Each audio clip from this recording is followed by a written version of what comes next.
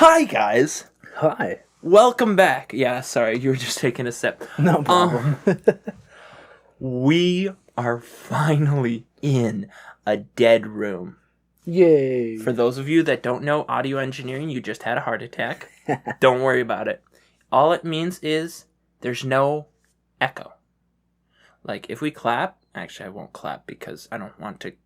For headphone users. The only thing that gives us any echo is actually that right there. You hear that? Oh yeah, I do. I hear that. But it's way too epic, so we're leaving it. Yeah, definitely. We were actually gonna record this in the morning, or not in the morning, in the afternoon, and then, well, we ran out of time. We ran out of time. Well, because what are we doing this week? What do you mean? We're doing. Oh yes, we are doing the we're doing a backyard Bible club. Yeah. I should talk louder. We're doing a backyard Bible club with our church, and so we had to be there by 5:30. And it was like 5 o'clock. We're like, well, we're almost ready to start recording, and we need to record for 30 minutes. And we need to be there in 25. Yeah. Bummer. So with that being said, it's 9:30. Boo. But we're still recording because we really want to get this up for you guys to see, to enjoy. Yeah. Right now, we have done almost no advertising for it yet. Unless you're watching it later, in which case we have advertised everywhere. And currently have 7 million subscribers. Anyway, we have an interesting topic, a more serious topic. A lot of the topics, if you've watched the Odd Unicorn podcast, and if you've watched the first couple episodes of this podcast, we are very casual, and we'll still keep it as casual as we can. But we're talking about a more serious topic, which is trauma. And actually, before we fully get into trauma, I do want to talk about the difference between trauma and drama. Yes. And also what I like to call melodramatic, where someone thinks it's trauma and it's truly just their perspective on the situation. Mm-hmm. Because trauma exists, trauma is real, and it sucks. And like the biblical word for it would be like trials. Well, trials is the situation. Oh yeah, trials is the situation. Mm-hmm. I guess trauma is the imprint that it leaves on you. Yeah. And kind of trauma is the imprint and your reaction. Yeah. Yeah, and that's what, trauma responses and stuff like that. So, and what we're not talking about is drama. Drama is, well, she's dating him, and I was dating him, and I don't like her, and I just feel so hurt, because that is like... Trauma is, I was offended, and... drama. Oh, yes, drama, not trauma. For those who can't tell the difference, it's D-R-A-M-A instead of T-R... They just sound so close. They are. Trauma and drama. But drama is just, I was offended, and so I'm going to be very excessive in my reaction about that. Mm-hmm. And that's drama. Yep. And if you're a mature person, then you're probably not going to have a lot of drama in your life, because you're going to learn what is a big deal and what's not a big deal. And then trauma, we already defined, is usually something, a major event that is negative. Mm-hmm. A major negative event that has affected you majorly. And then when I said melodramatic, it's just another facet of trauma. like of drama. There we go. It's a word I created, so don't get at me. I'm sure there's an official word for it. But I think of like, I had a job that I didn't like. I worked at a factory. And yeah, sure, there was stuff to complain about it, and there was things that were rough about it. And like, I even had injuries from it, right? It wasn't trauma, though. It wasn't traumatic. Mm-hmm. Because I was so upset about it, and I was talking about how the bosses are treating me so bad, and this is that, and then, and it's all so horrible. And my dad, I love him to death. He's like, you just have the wrong perspective. Yeah. You need to think about your job better. You need to think about positive things about your job. And when I started doing that, what do you know? It wasn't so bad after all. And so, just to clear the water, we're not talking about drama, and we're not talking about melodramatic. If you got butt hurt, that's my favorite word for it, that's just something where you need to figure it out. Mm-hmm. Whereas trauma is a little more complicated. First, what is the drink? I actually don't know. Is it the same drink or is it different? Last week we had raspberry. Just a second. Last week we had raspberry lemonade, and this week it's the same, shall we say, formula for making it. So the lemon juice, the flavor syrup, and water. But this time it's lemon juice, strawberry watermelon, and water. Ooh, I was gonna say it gives more of like fruit punch vibes. I tried it recently, thought it was amazing, and thought it would be good for tonight. It's pretty good. Yes. But yeah. So trauma is something, it's weird. Trauma is weird. I would say a handful of times, you know, you always experience micro trauma, things that are, difficult, like pets dying. Mm-hmm. I would say, depending on how close you are to the pet, that can be traumatic. Mildly traumatic. If you're really close to the pet or they're your pet for a long time, it'd be more, worse. Or if it was a little kitten, that could be worse. Especially when you're a young kid. Like, I think of when I was a young kid, the death of a pet or any animal really was truly traumatic to my young brain. Mm-hmm. And now today, that same death, it doesn't bother me much. Yeah. Because I've just seen other things and I've had to deal with other things. And so, if there's younger people watching, that's not to discount those things. But what I'm talking about is things that as a young adult have been traumatic for me. Mm-hmm. I know you've had some traumatic experiences. I want to start with what you've seen, maybe even secondhand, as far as being a pastor's kid and seeing stuff. Yeah. There's not been much for me. Thankfully, I have not had to deal with traumatic situations. Other than 2 church splits. Those weren't very traumatic for me. No? I was very young. Okay. They didn't necessarily affect me in that way. Yeah. They did affect me. So, I feel like I grew up faster just because there's just so much going on, so you end up being involved in stuff. Yeah. Yeah, but at the same time, they weren't necessarily traumatic to me. Those specifically didn't leave like a huge imprint on my life. The second one, the first one was shortly after we started, shortly after my dad became the pastor, or yeah, I don't remember how we soon started it was. coming. Yep. And then the next one was later on, and that's when the family of my best friend was part of the split and they left. So Yeah. that was definitely hard to deal with. Yeah. But at the same time,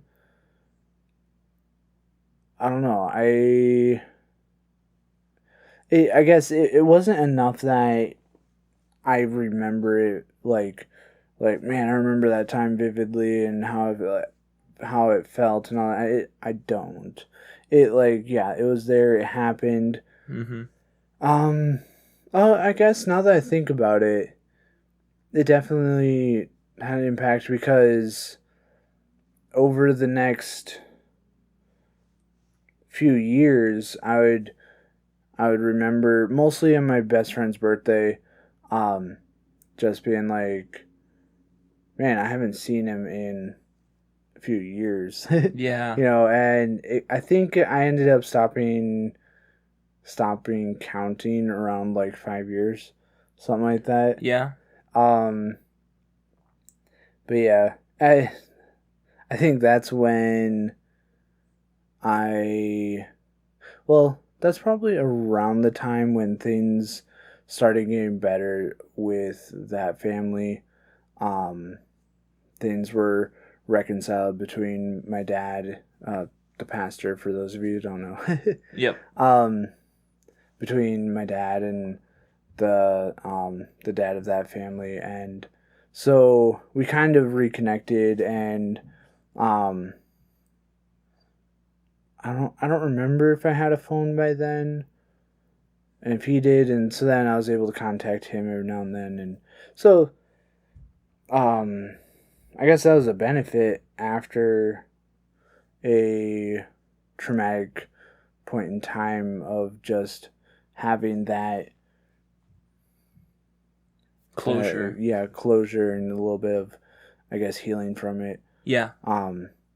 But Which is a huge part of, and even though, like, I would say, you could say it's less traumatic, but that's still like a trauma that especially a teen is going to deal with. Yeah. Of losing friends. Yep. So that makes a lot of sense. I can think of, I have a few of like losing friends and stuff like that. I've never really been part of like a church split. We did have to like leave one church under, honestly, bad terms. And that was, I wouldn't say, for me it wasn't rough, only because the reasons we had to leave were reasons that I didn't really want to be there. Mm-hmm. But I can think of two specific instances that I could categorize as traumatic. The first is a couple years ago. I want to say 3 years ago or 4 years ago. I had a friend who had a bunch of health issues. He had dealt with some seizures. And I was at camp with him. And actually, praise the Lord, I was going to go on a boat. But they had just closed the docks. Because I got caught up talking to someone. So I was like, ugh, oh well. So I just went back. And like as soon as I got into the gym, I saw him and he was looking not great. He was like, Silas, I'm going to need your help. And he started locking up and he had a seizure that lasted for over an hour right outside the grass. And I'm just here trying to like hold his legs, keeping him not hitting his head or anything. It was just me and his mom for a lot of it. And then once he started calming down, I called to one of his friends. I said, dude, you need to go now. It's him. And of course, he, being his friend, he already knew about it. So he got himself and some of his buddies over and we helped get him back. And we got into his room, got him seizure meds and all that. But that was difficult to deal with because it's something I hadn't experienced before of someone that was just like out of control. and you can't really do anything, and you know they're in pain, and you can't help them. It was like, whew, it was rough. Mm-hmm. So not being able to, I'm, as most of you know, a very compassionate person. So one of the worst situations I could be in for myself is not being able to help someone who is in pain or in danger. Like, to have to sit and watch, I can't. Even though, like, my first instinct, if it's just me, is run, not fight.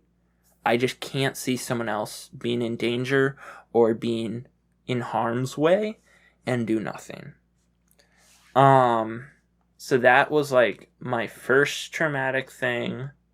And I'm gonna like hold off on talking about like how I healed because I want to like save that for the second part. So just so you guys know, I was able to move past that and praise the Lord. The second time happened. Is that almost a month ago now? Mm-hmm. A month ago.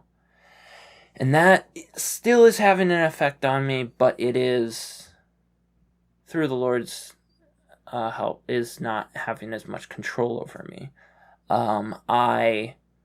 It was actually, you already have seen the podcast if you've been watching our episodes, where I said, hey, there wasn't an ending. Sorry about that. Our heart goes out to the families.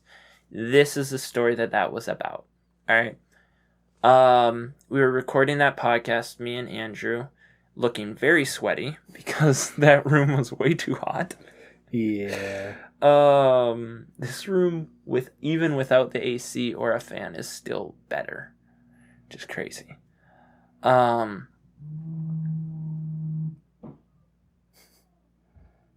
Okay. Sorry.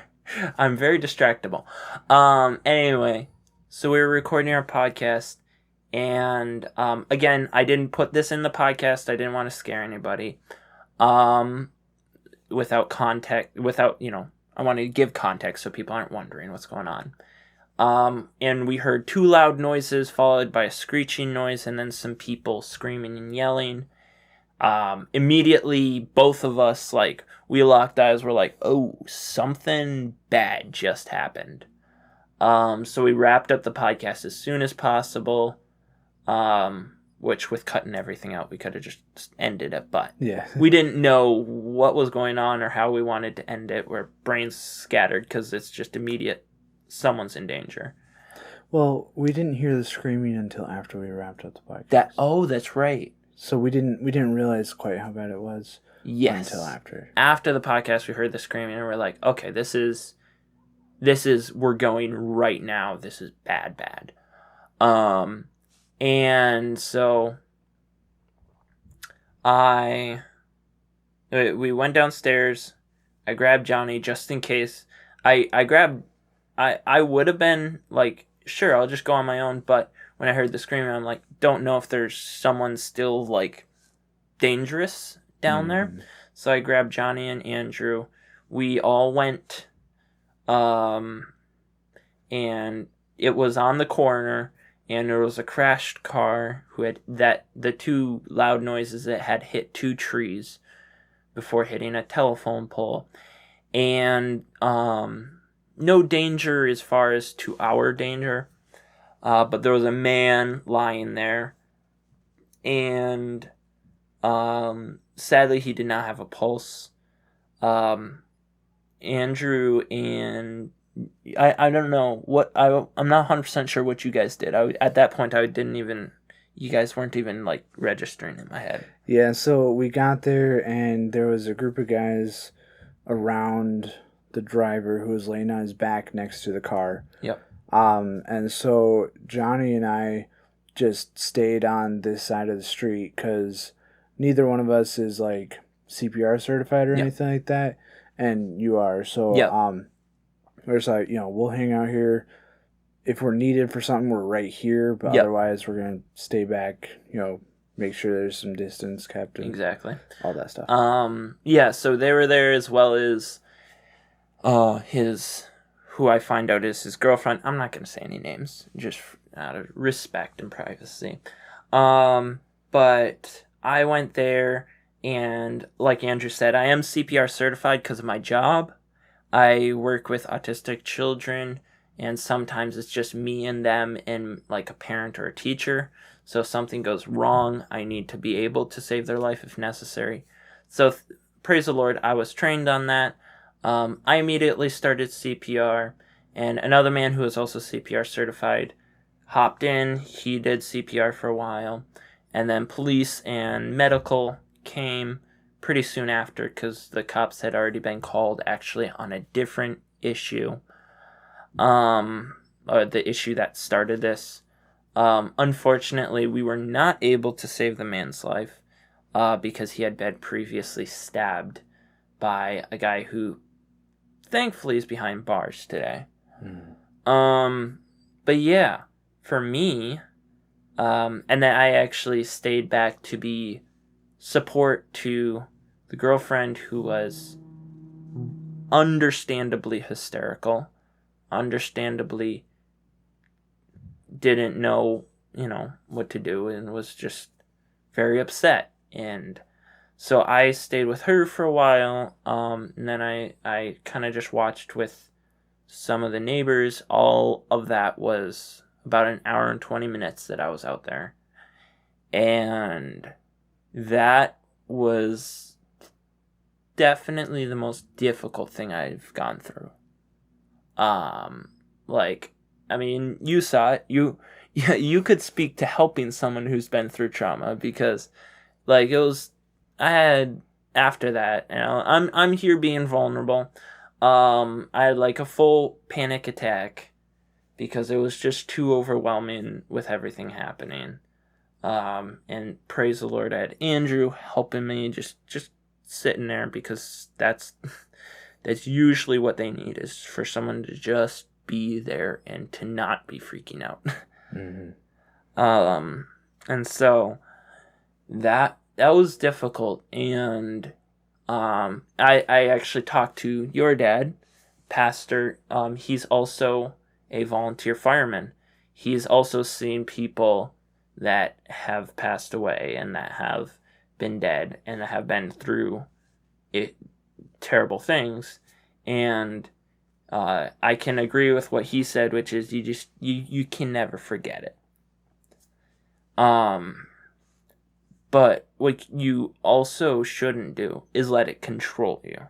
So this is where it goes from story to what can we learn? One, the biggest thing is you cannot live with regrets of what happened or what, because trauma can be either what you could or couldn't do or what did or didn't happen to you. Because the trauma that I'm speaking of is not stuff that directly happened to me. I think of the friend that had a seizure, that was traumatic to him. And so one of the issues that you can get trapped in is that you think about your trauma and you dwell on your trauma rather than being able to give that trauma to God. And that's something I had to be very, especially in the first week, very intentional is in my prayer, in my Bible reading, giving it to God. Giving that trauma of, all the doubts you could have. It was very clear that we couldn't save him, but still the thought comes in your head, what if I would have, what if I didn't do the CPR right? What if this didn't happen the way it did? What if, there's so many things. And you just have to give it to God and be like, the Lord, he knows what he's doing. And even when it comes to losing a friend, it's the same way.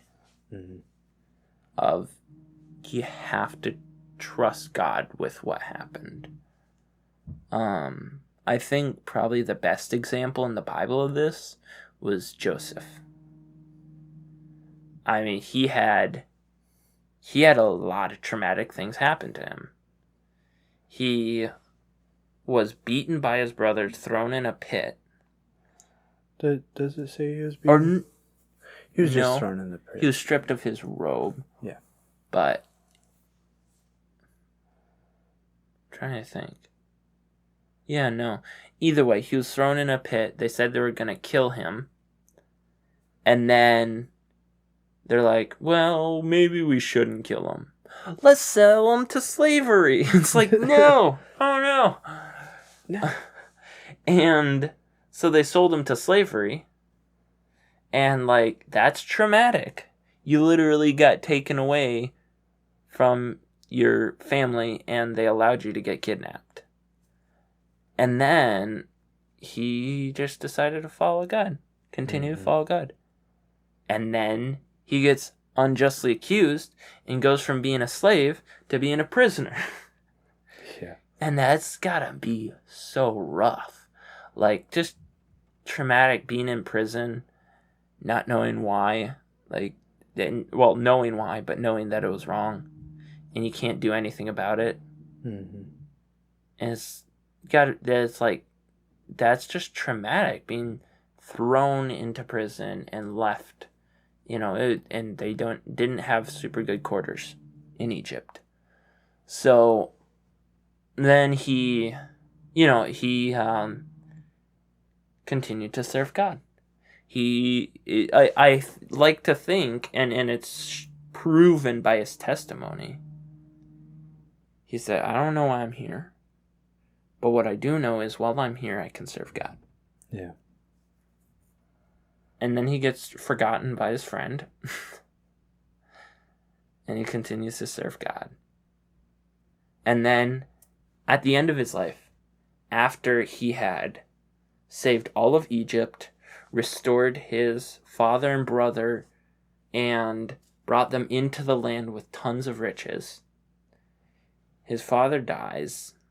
And his brothers go, oh no, now that our father is dead, he's gonna get his revenge.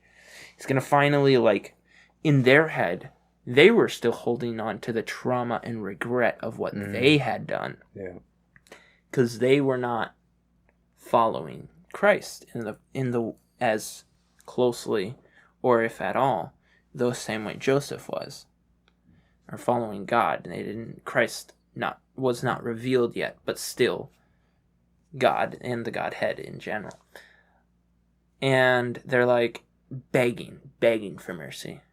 And Joseph said, you meant it for evil, but God meant it for good, to save much people alive. And I like to think of that verse when thinking about trauma. Mm-hmm. Is maybe other people did mean it for evil. You think about that church split. I don't see that you did anything wrong. Mm-hmm. And I see that there was probably other people that did stuff wrong. So you were wronged. And there might have been people that meant it for evil. But God meant it for good. And the trauma of not being able to help someone that's hurting the way you wish you could. But God's it's okay. I got a plan. I mean this all for good. You'll see. And I just have to trust that. Yeah. Yeah, so that's good examples of trauma, good I think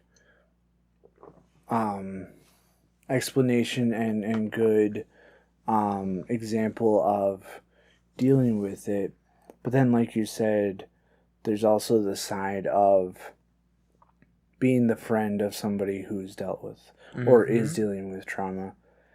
And I think definitely the big things to remember is sometimes, especially soon after, like you said, they really just need somebody there. The thing that I've heard from quite a few people is, especially when somebody's going through a rough situation, just being there for them, not trying to comfort them necessarily, not trying to say to them, be like, there's nothing you could have done. Don't worry about it. But just being there, just sitting alongside them, you know, there's just something about having that comforting presence there. And then, there are times when maybe they need somebody to have a back and forth conversation with them. Mm-hmm. Sometimes they need something more than just you being there, but when you're there for them, there's that availability that's from what I've seen one of the biggest helps. I know of a lady that her husband passed away, and the people around her weren't necessarily sure what to do. So they didn't maybe be with her as much as could have been, and so she got really upset and ended up that ended up hurting, even more.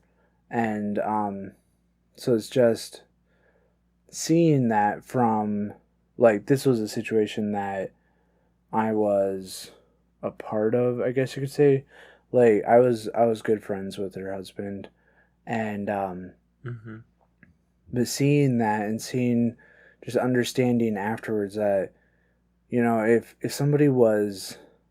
there was some people, maybe some ladies in her life who were just there for her, maybe come up and say, hey, I'm here, or just visiting. I think maybe she got kind of bitter. Mm-hmm. But it's just being the friend of someone in trauma is definitely, it can be hard on us. It's just, that's how it is. But remembering that, that's what they need, is they need a friend. Mm-hmm. They don't need a critic. They don't need a counselor. Sometimes they'll need counsel, maybe from you, maybe from somebody like their pastor, or unless you're in a situation where you don't have a pastor. I don't want to assume that, but just somebody higher up, maybe they need counsel from them. Maybe there's like, what do I do? Maybe you don't have the answers, but that's when you recommend, hey, there's this person that we know who would have answers for you. Yeah. But the biggest thing is, when you're the friend of somebody who's dealing with some trauma, is just being there for them. Yeah. Don't be angry for them. They just went through this situation. Say like a breakup. Yeah, something like that. Don't be like, oh yeah, well, they're just the person is just, they're no good anyway, blah blah blah. Yeah. No, they don't need that. They just need a friend. They don't need somebody to be critical of the situation. Yeah. They just need a friend. Yeah. Somebody just be with them to support them. That's really the biggest thing that you can do as a friend of somebody who's dealing with trauma. I really like that. Well, and I can agree with that. It's about feeling the hurt with them, mm-hmm. rather than trying to help them make sense of it. And it's just a more complicated way of saying what you just said. Yep. And like, I know for myself, I've helped. Weirdly, it's breakups. Guys will come to me talking about breakups. And it was one guy that I actually was there. I want to say it was the day after his breakup with like a long-term girlfriend. Mm-hmm. And he was talking about it, and he just started crying. And I said nothing. Mm-hmm. And I just gave him a hug, and we hugged for a long time. Yeah. Because that's just what he needed. Now later, since I am a good friend, I did actually talk to him about, hey, you probably could have done this different. This might not have been as good. Hey, why did she? Is there something that did you offend her in some way? And so we did talk about it, because as a good friend, you should be judging your brother. You should be helping edify them. But when it just happened, that's not the time. No. Yeah. No. And so, yeah, helping a friend through trauma. I mean, I can't really add much to what you said, because that was pretty well put. Because if you didn't know, he's the guy that helps me through the trauma. It's 100% what happens. And not that because I wear my heart on my sleeve, it's more this way. But I think it's been the other way a few times too. Probably like a couple times. Mm-hmm. You're just a little more of an even-keeled person. Yeah. But that's why we're good friends. And hey, guys out there, guys, it's okay to, when you're dealing with something, it's okay to cry. It's okay to feel that emotion, to let it out, I guess. Yeah. God made that tension release of crying. Mm-hmm. God made that as something that's a natural part of a human process. Yep. Guys are always like, tough much, I'm okay, I'll just tough it out, it'll be fine. Like, no, man, feel it. Exactly. Go through it. Don't be stupid about it. Yeah. Let your emotions out. Exactly. And then heal from it. Exactly. Like, I think there's because there's a lot of stuff pushing guys to be effeminate and being girly, that there's a reaction to be like, no, we're nothing, we're just I like to think, as a guy, something I don't think I've ever cried because something was pretty or beautiful or good. Yeah.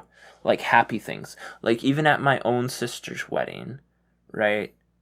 Now, during the first look I cried, but it was because I was sad. Yeah. Because she was moving away. Yeah. During the wedding, when I saw her and I saw them together, it was a huge, giant smile. Because I just don't cry when I'm happy. Because God makes everyone different. Mm-hmm. And so, there's some guys that don't cry a lot. I think it's healthy for a guy to cry at least every once in a while. Mm-hmm. For sure. And for some guys, that might be every 2 months. And that's okay. As long as you're not, like you said, don't hold it in and try to... bottling it up. Because when you bottle it up, especially as a guy, it can often come out as anger and bitterness. Yes. Yes.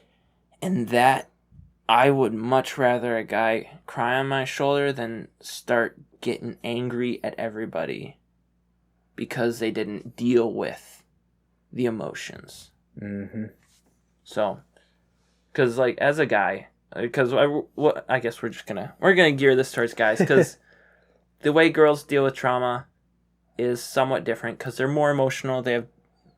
It's more complicated as well. And I feel like on average, sure, kind of broad brushing this, kind of and stereotyping a little bit. Yep.